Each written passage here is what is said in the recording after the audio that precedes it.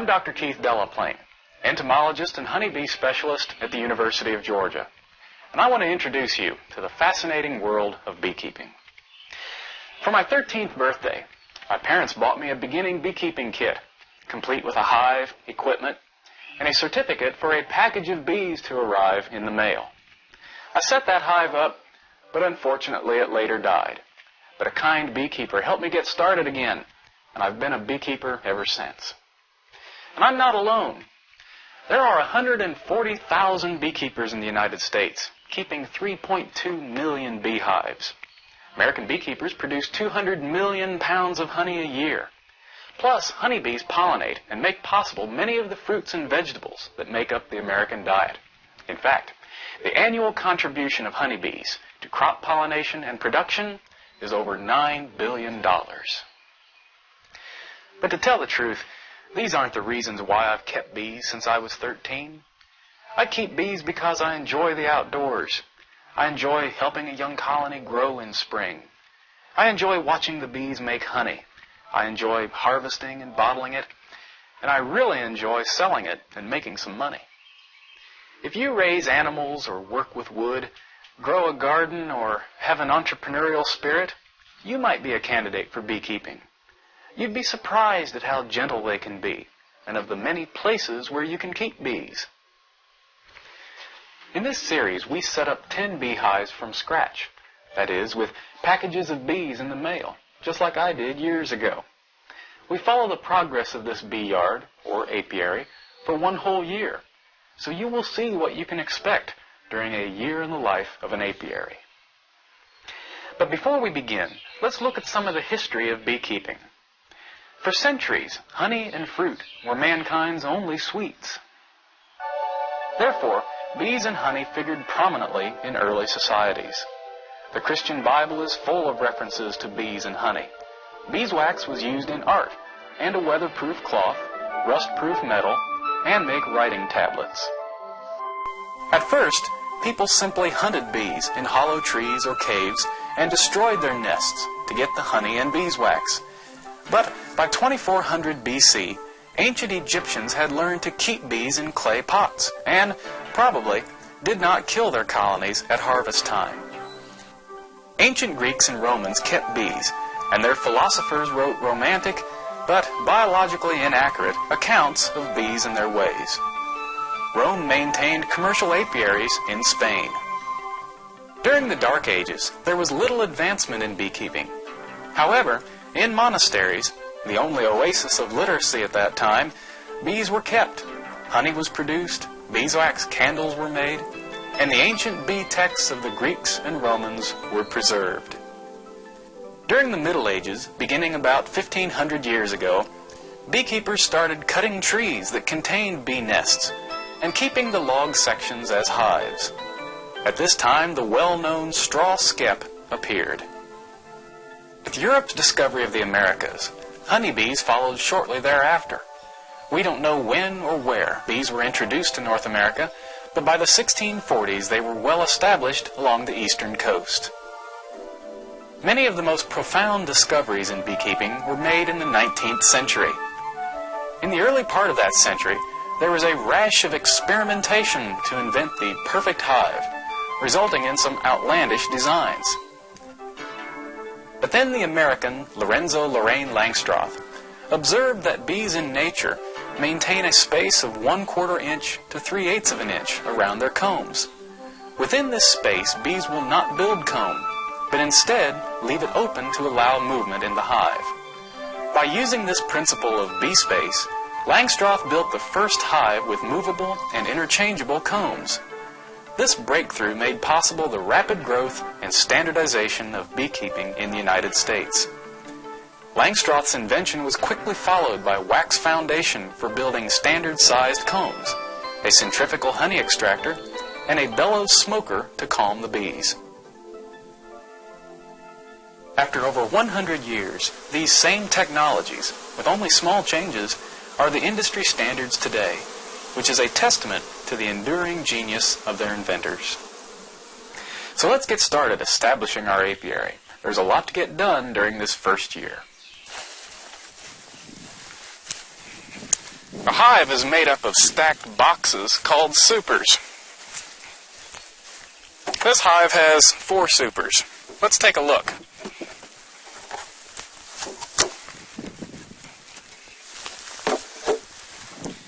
Inside each super are 10 removable frames that hang vertically like drawers. Bees build their combs on these frames. Almost all equipment nowadays is made to standard Langstroth dimensions.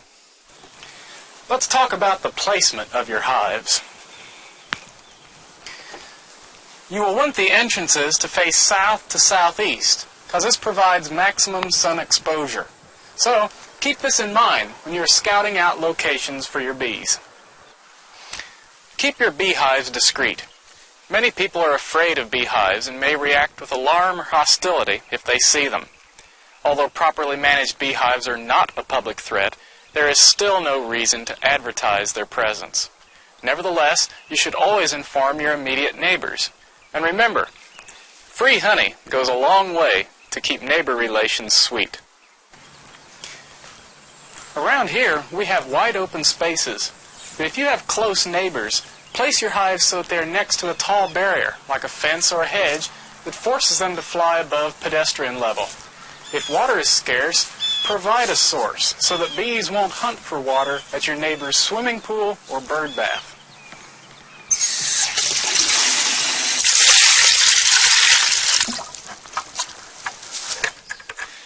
Check your local ordinances about beekeeping regulations and register your hives with your State Department of Agriculture. Your county extension agent can help you with these and all of your questions about beekeeping. And now for some honey and bee trivia. In colonial North America, honey was used to prepare food and beverages, make cement, preserve fruits, and to make medicines and furniture polish.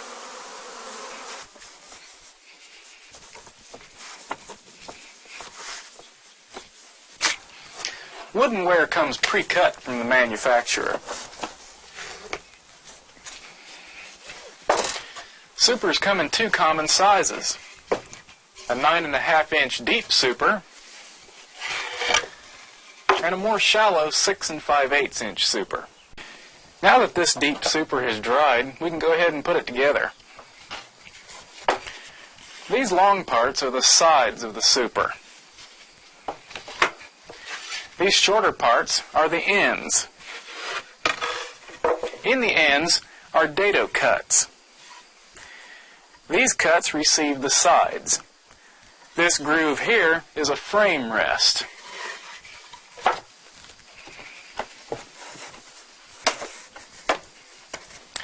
First we use wood glue.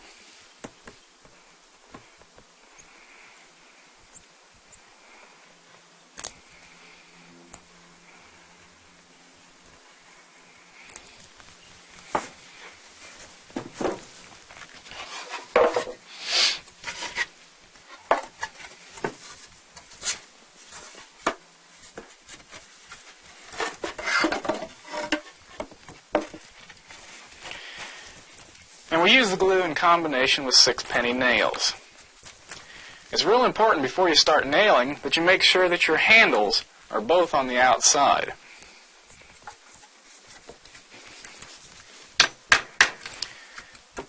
Also, before you nail it down tight, make sure that your ends, your edges, are very flush together.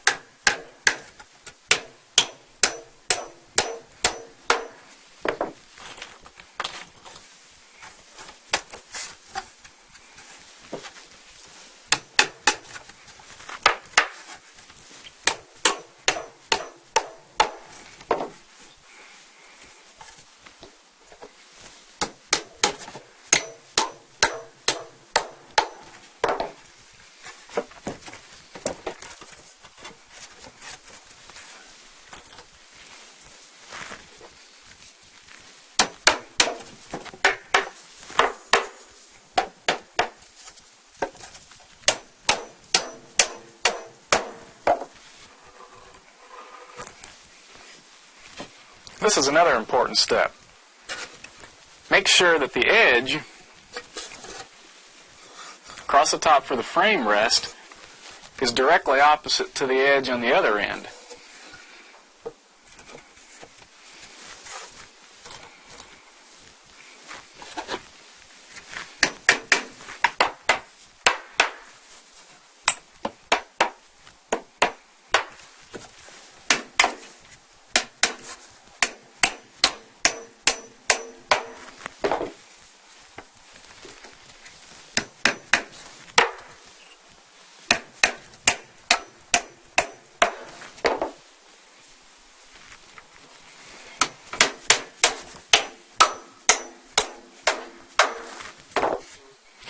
I've now put 3 nails from the ends into the side. Well, now I'm going to put 2 nails from the side into the ends, in between these 3. This will create a really strong corner.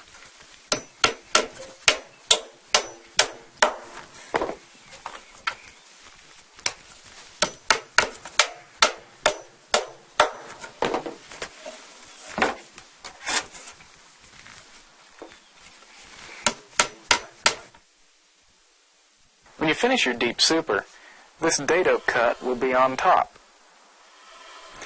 It forms a shelf for the frames to hang on. One of the commonest mistakes in building supers is to nail the sides in upside down so that the handles are useless. Coat all exterior surfaces with an oil-based paint. You don't have to use white. Any color will do. I'm going to use blue, green, tan, and brown in addition to white, because this makes the hives less noticeable. Compared to the supers, the frames that go inside them are a little bit more tedious to build. This is a top bar. First we break off this wedge that's attached. It's later used to fasten the foundation in place. Shave off this little bit of wood that remains. And just like with the supers, we use wood glue along with nails to make a real strong hold.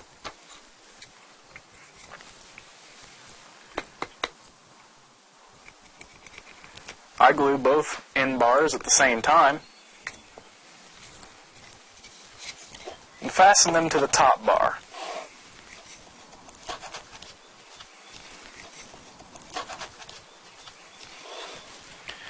This is the bottom bar. It has a split down the middle to accommodate the foundation.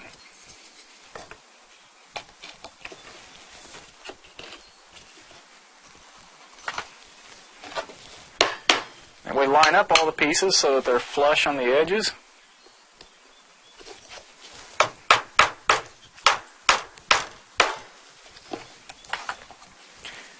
And we nail the bottom board in place.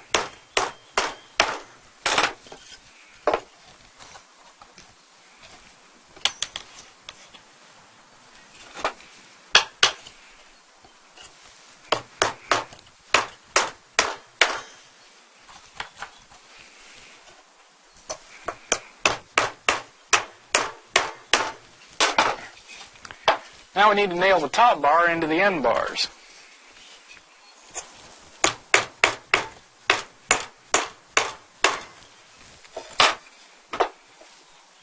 One nail in the middle will do.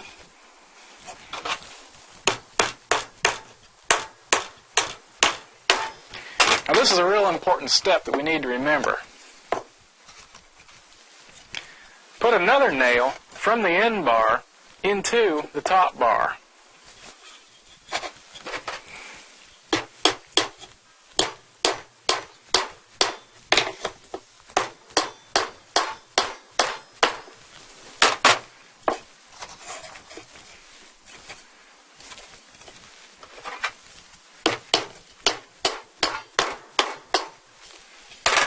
These nails we put in on the side provide important support later in the season when the frame gets real heavy with honey.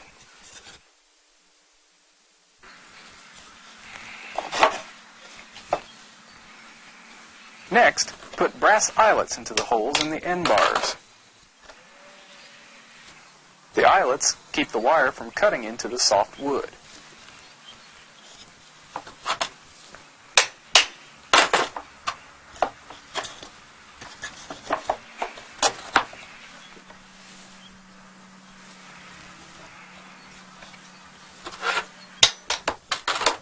Now the frame is ready for cross wiring. Put a small nail in the end bar. Thread the wire through the holes. There are 4 holes to accommodate 4 cross wires, but an X shape was used here because it provides similar support and uses less wire. Fasten one end of wire on the nail. Pull the wire tight.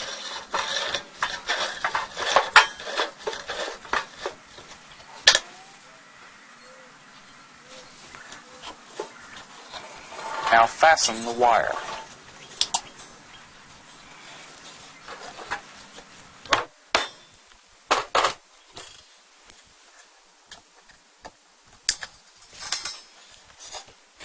This is wax foundation. It's a sheet of beeswax imprinted with the shapes of cells. When it's installed in frames, bees use it literally as foundation on which to build their combs.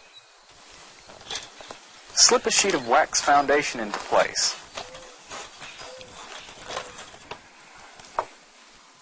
Return the wedge, making sure it is on top of the wire hooks. Now nail it into place.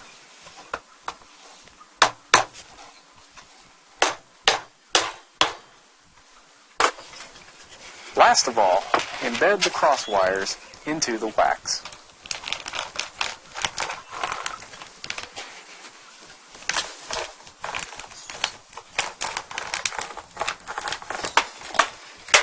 Shallow frames are made the same way, the only difference being the cross wires are installed in 2 horizontal rows.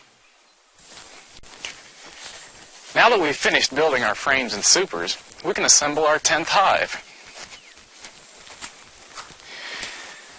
A typical hive rests on 2 concrete blocks to prevent soil contact with the wood.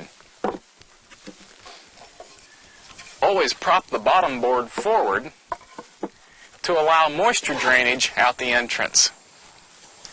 On top of the bottom board go 2 hive bodies, that is, the deep supers. These provide egg-laying space for the queen, and they're the heart of the colony. Bees naturally place brood, that is, their developing young bees, downward in the brood nest, and then surround them above and to the sides with an insulating layer of honey. There are 2 types of covers on beehives. The first is an inner cover, which provides insulation with a dead air space. The second is a heavier outer cover, which is simply a weather barrier. Beekeepers should never harvest honey from this brood nest. Instead, we provide space for surplus honey by adding shallow supers, as seen here. As the season progresses, we add more shallow supers to accommodate the incoming nectar. These shallow supers represent the honey that can be harvested by the beekeeper.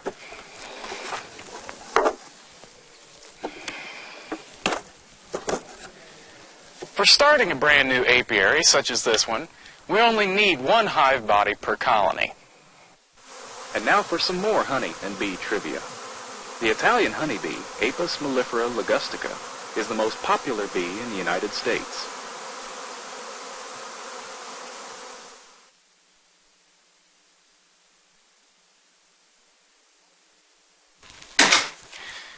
Now that we've finished setting up our equipment, but before we install the bees, we have to mix up some feeds and medication. To encourage fast population growth, we'll feed the colonies protein supplement in the form of pollen substitute patties. Could you use some help? Sure I could. To begin with, we need a mixture of expeller processed soy flour and brewer's yeast. Thank you.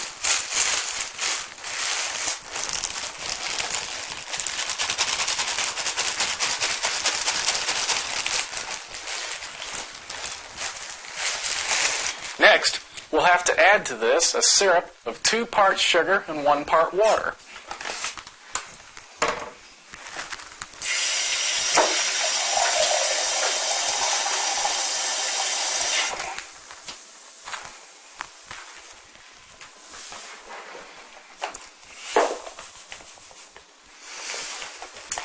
parts sugar and 1 part water. Tell you what, Mary, could you go ahead and start mixing up the next batch of syrup, and I'll start making some patties. We'll have to mix up a lot of syrup because we're going to use this same concentration later to feed the bees in liquid form.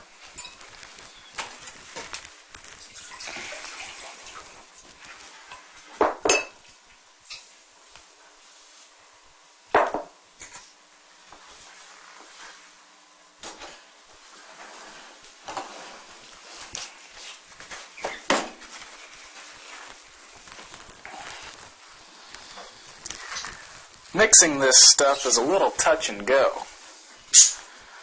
But what we're trying to get is a thick, pasty consistency.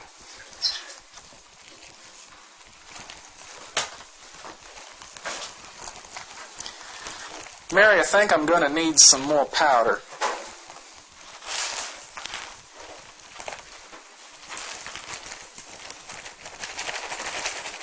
Okay. Do you want me to go ahead and tear the wax paper? Yeah, go ahead.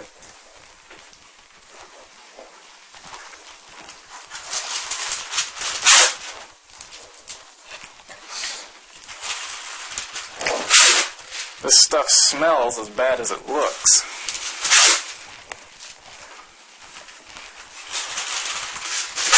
This is about the right consistency what we're looking for. Because this stuff is so messy, it's good to handle it with wax paper.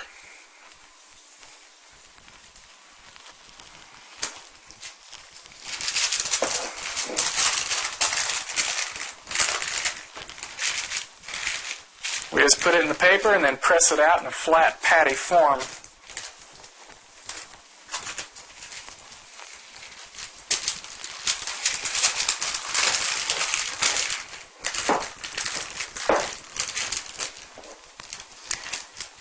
And these patties can then be frozen and kept in the freezer until they're needed. Well, I'm glad that messy job's over. We're going to have to protect our colonies against brood diseases, such as American or European foul brood. Well, where's the powdered sugar? It's up over the sink. Oh, good.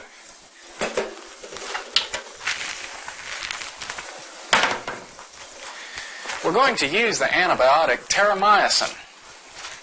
Oh, thanks. I'm going to need something to mix this with.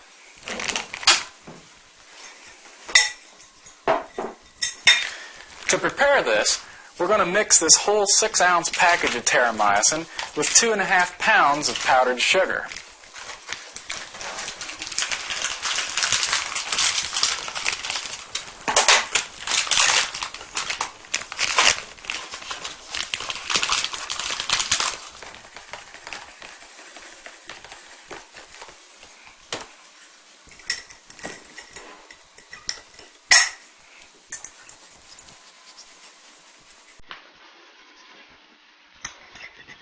This will be fed to the bees in a dry state.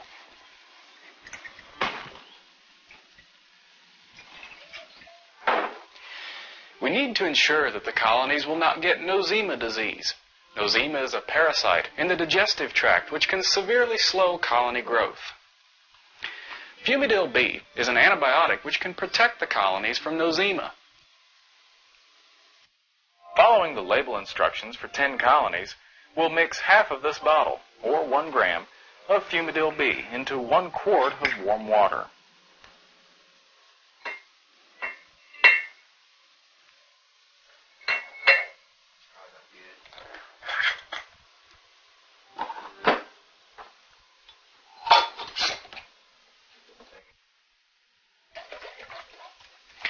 And then pour the medication mixture into the tank of sugar syrup.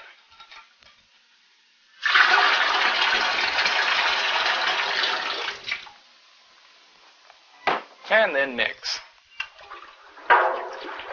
Because we want each of our 10 colonies to get a gallon of syrup, we've mixed up 10 gallons of sugar syrup. The syrup medication mixture goes into quart jars. These perforated lids fit into the Boardman feeders at the entrance to the hives.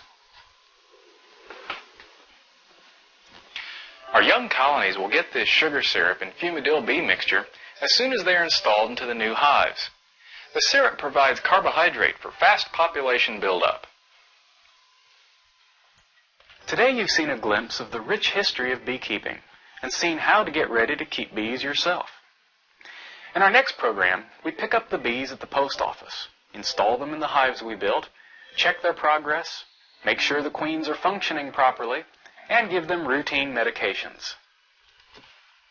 Thanks for watching, and I look forward to our next visit.